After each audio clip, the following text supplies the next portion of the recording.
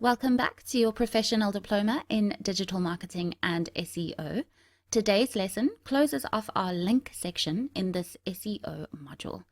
In today's lesson, we will look at using tools to check the quality of resource and other web pages, how to find existing broken links, how to increase links with broken link building, and then finally, we'll go through a checklist to help you ensure that all the important steps are covered to maintain a healthy link profile.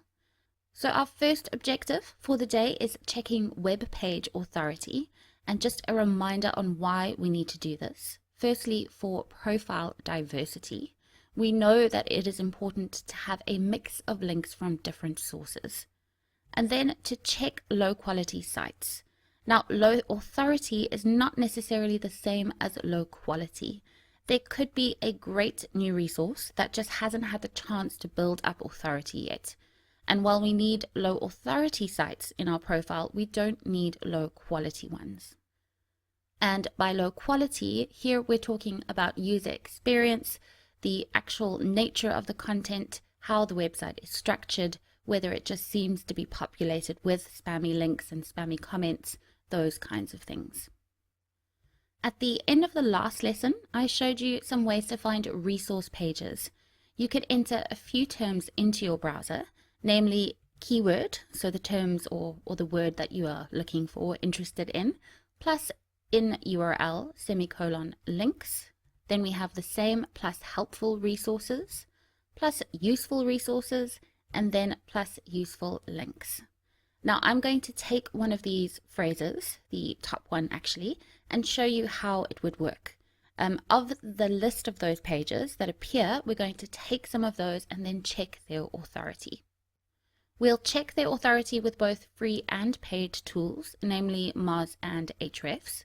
Both of these platforms, they do have paid and free options to check authority, with the free tool containing less detailed information. But if you are just starting out, then the free tools should definitely be more than enough. I have copied that first phrase over and I'm going to paste it into my search bar. I'm going to replace keyword with small business strategy and we will see what comes up. Okay, here we have about 13,100 results. So you can see there are many options to choose from. Now, just taking a kind of cursory glance at these, I'm just going to copy a few of them over so that we can check their authority. Let us copy this one, copy the address. Then you can open up a program like Notepad, paste that in there, minimize, and then get your next one. Let's say, okay, this is Forbes.com. That'll be interesting. They'll be very high authority. So let's just take those two. So now what we would do is we will take these URLs and use our different tools to check their authority. As I mentioned, the two tools that I'm about to take you through are fine for a small website or someone just starting out. They're absolutely perfect for that purpose. We're first going to look at Ahrefs and then we'll look at Moz. This here is Ahrefs. So I'm just going to take one of the URLs, this one, copy that over, paste it into this bar right here, and then check website authority. And here the results are populating. Okay, so this URL has a very low domain rating of 4.7. The scale is from 0 to 100, so that is very low.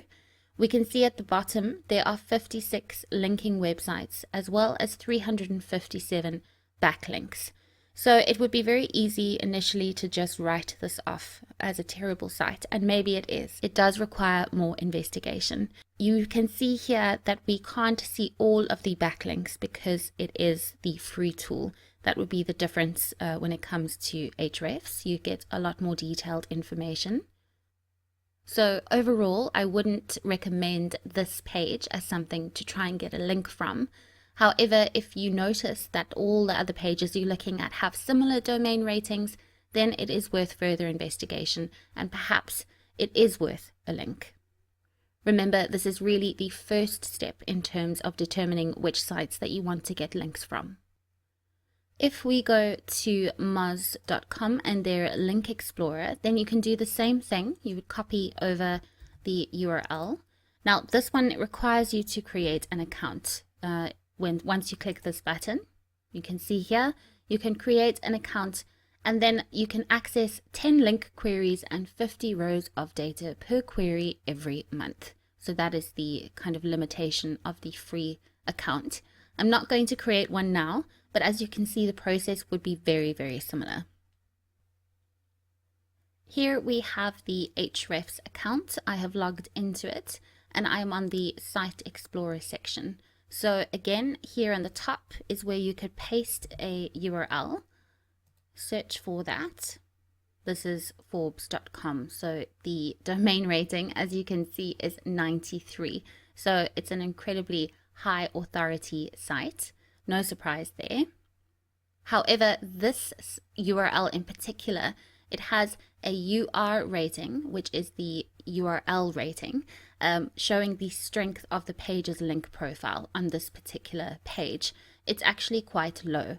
However, given the fact that it is a very high domain, it has a very high domain rating, I wouldn't let that put me off, so to speak. You would have seen just now that Ahrefs provides the domain authority of the URL you specify. It would have been in one of the screens before.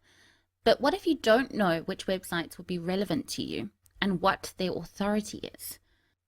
Here is where Ahrefs Content Explorer tool can be very handy. So let's jump back into it. This is the Content Explorer section of Ahrefs. And here I'm going to enter a topic. If we see at the top here, it says, search for any word or phrase and get relevant pages with useful SEO and social metrics. So if we use the same keywords or phrase that I used earlier, small business strategy. And here are the results. You can see here there are 43,392 pages, but note that they aren't necessarily all from separate domains. If we were to do that, then we would just turn this on, and then we can see that it's gone down to 24,367 pages. However, that is still a lot of pages to look at and go through. Of course, you won't be going through each one. What we're seeing here is the domain rating for each of these domains, then the number of referring domains, the organic traffic, this is in terms of monthly organic traffic, the traffic value, this is just an estimation. But then let's say we scroll down and for some reason we like the look of this website. If we just select this arrow, we can see even more information. Now, as much as this domain has a high domain rating, we can see that the traffic, the amount of traffic is actually very low. This is a very new page. It was only created recently, but still the traffic is very low. If we close this off and then choose a different web page, let's just take this top one. It should be different. And here we have more information. So this site has a domain rating of 93. There are 136 referral domains. The traffic is quite low, but not as low as the previous site. And here we have, it's pretty steady over time. There was a bit of a dip here in terms of organic traffic. Maybe there was a change in an algorithm, or perhaps there was an error. Social as well is pretty consistent. So this is looking like quite a good page. We can see here it's from Forbes.com. Again, we know that that is a very good site. You can also see the organic keywords that this page ranks for. The top one being how to increase sales. And this isn't necessarily to do with small business. It's quite broad, but overall we can see that the queries are around small businesses. We can also see which domains are referring this link, with the top one being inkhive.com in terms of domain authority. We can also see the backlinks. We have the referring page. So this is the other domain that is linking to Forbes.com. And then here we have the anchor and the backlink that has been used. This is just interesting to get an idea of what is currently being linked, how it's being linked, which will possibly inform your strategy when you're trying to get in touch with this domain. What is also interesting to note, and I will come back to it when we look at broken link building, is on the right here you can see the top authors, and we have the names and surnames of these authors. Now this will come in handy when we're trying to get in touch with these different websites to hopefully get them to link to our website. Now, if you don't have access to a paid tool like Ahrefs, you can do this manually, just like we did when we're looking at resource pages. You could search using your particular keywords. So again, let's look at small business strategy. You could then visit these pages. Let's just have a look at this one. You could either visit this page and then take the URL, or just copy the URL directly from the search results. But I'm just going to copy it here and then go over to one of the free tools. I must say that these are not the only free tools. Do your research. There are many others. And for this one, we can see there's a domain rating of 92. I think having a look at the free version versus the paid version, you can very clearly see how much more information you get from the paid tool. However, like I said, this is enough, at least in the beginning when you're doing your research. So Inc.com, very high authority. You can see they have over 31 million backlinks. So this would probably be a tough one to crack if we are looking to get our content linked to on that site. After going through this process, you should have a healthy list of sites with potential. You should visit each page, look at the other links that it has, and check the overall user friendliness. Basically, you want to ensure that there's nothing on the site you don't want to associate your site with. Once you have found the list of pages which would make sense to link to, you would need to ensure that you have a page or content that fits in with the target page. If it is just a kind of generic submission, ideally you would have a deep link over a main page like the home page. Finally, you would need to determine how you can contact that page or domain. With resource pages, there will often be a contact or submit option directly on the site, but for other web pages, you would need to find another way. One of those ways is to reach out to them via email. And this is literally called email outreach. Why something like this is necessary is because not all resource pages are easy to submit to. They won't just add you to their site because you sent a submission. Managers of resource pages with higher than average authority are much more selective about the links on their site, and therefore pitching a link to the resource page requires more time and effort. And the thing is, what if they aren't resource pages? Well, again, the website won't just accept every link request. The domain would rightly so be protective of its equity, its link profile, and overall authority. Email outreach can be done manually, but it won't scale well as you can't send more than a few emails an hour. Looking at email tools with templates and personalization will become necessary when things get bigger, so to speak. Of course, though, you need to know their email address, right? There are both free and paid tools to get contact details for requesting backlinks, and I will show you an example just now. Manual emails take time, of course, as you often won't be able to send a generic email to all your prospects. It has to be crafted for that specific domain. We're going to look at a tool called Hunter, which is recommended by top SEOs such as Brian Dean from Backlinko. This is Hunter, and there is a free option available with 50 requests a month. Email campaigns through Gmail are also available with this free option, so I do recommend checking it out. I have already created an account, you can see here. I know that cold emailing seems outdated, but the thing is, it still works, especially when done well. So let's say that you have selected Salesforce as a company you would like to approach. Salesforce is a CRM tool, so customer relationship management tool, managing all aspects of that, including marketing and sales, just to give you a bit of background on that business. So we would say salesforce.com. You would need to check the domain to make sure it's correct, but we can already see here there are quite a few results.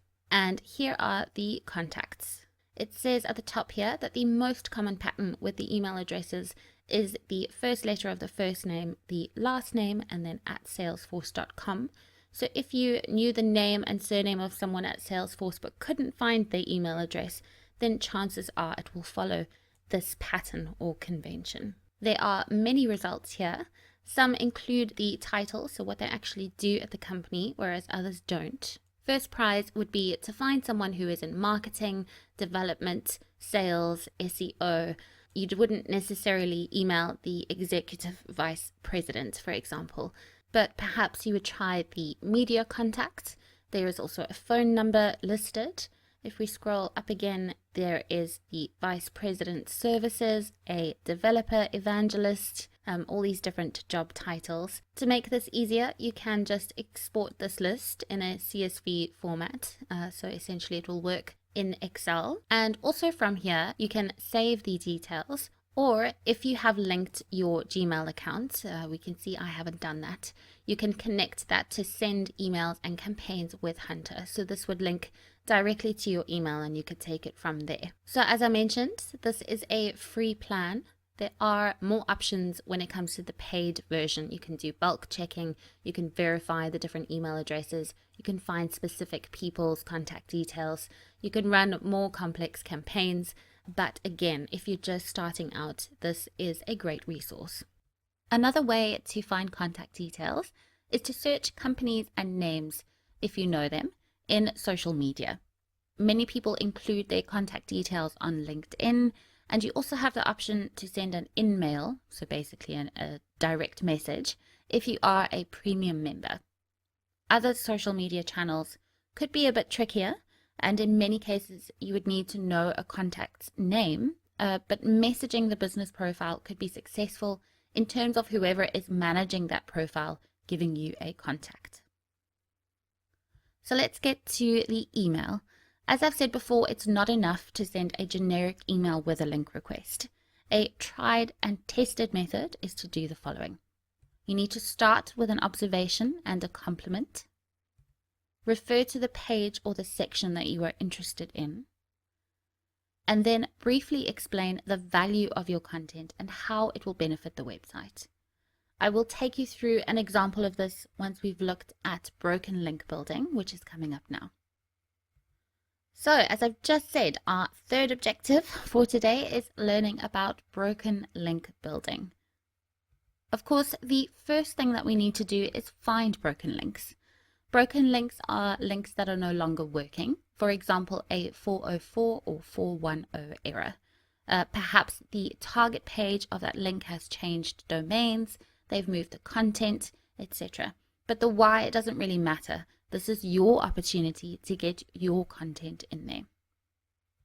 It is very easy to find broken links. There are multiple free tools. Some examples of these, they are brokenlinkcheck.com, drlinkcheck.com, hrefs.com, which is part of a free feature. And then there is a Chrome extension called Check My Links. And this is where you would visit the website that you want to so-called analyze, and then select the extension, so the Chrome extension on the top right of the browser. And this is where most extensions live. This is an example of brokenlinkcheck.com. The site might not look pretty, but it serves its purpose. You would add the main domain that you're wanting to target, and then you would see something like this. On the left here, I've blocked out the URLs as it's actually a student's website that was sent through to me, but you would see a list of the URLs that are no longer working. Then next to that, you can see the link text that's been used.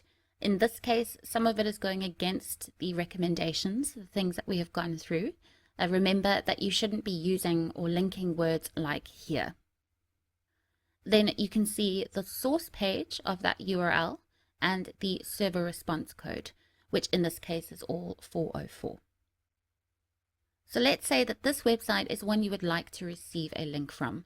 You would go through these broken links, trying to find where you can contribute your content that is both relevant to you and the targeted website.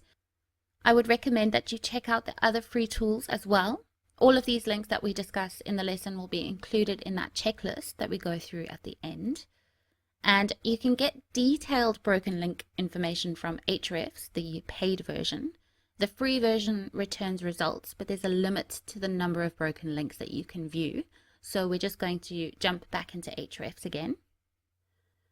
You can get detailed broken link information from Ahrefs, the paid version. The free version returns results, but there's a limit to the broken links that you can view. There are two ways to do this in Ahrefs. First, if you don't have a specific domain in mind, you can go back to the Content Explorer, which is where we are now, and search keywords. So let's search for something. I'm going to use our next lesson's topic, which is SEO for local business. So let us put that in there and search.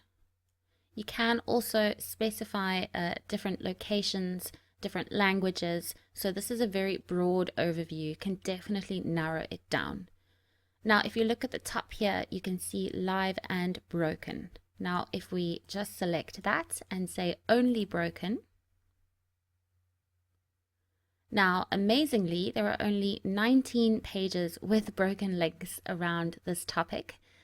So these are the options that you would have to look at and then to contact to replace those broken links with your content. Just because these don't actually have a lot of traffic, so aren't necessarily worth contacting, let us just change the search and look at something else a bit broader, local SEO.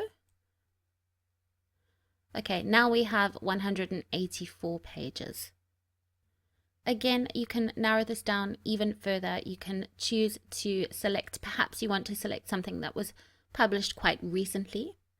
And again, if we look at the right here, I mean, this is referring to all the pages, but if we could drill down onto a specific page to find the top authors, and this would be a great thing to put into a tool like Hunter and then hopefully find their contact details. Let's try another search term. Let's say organic marketing.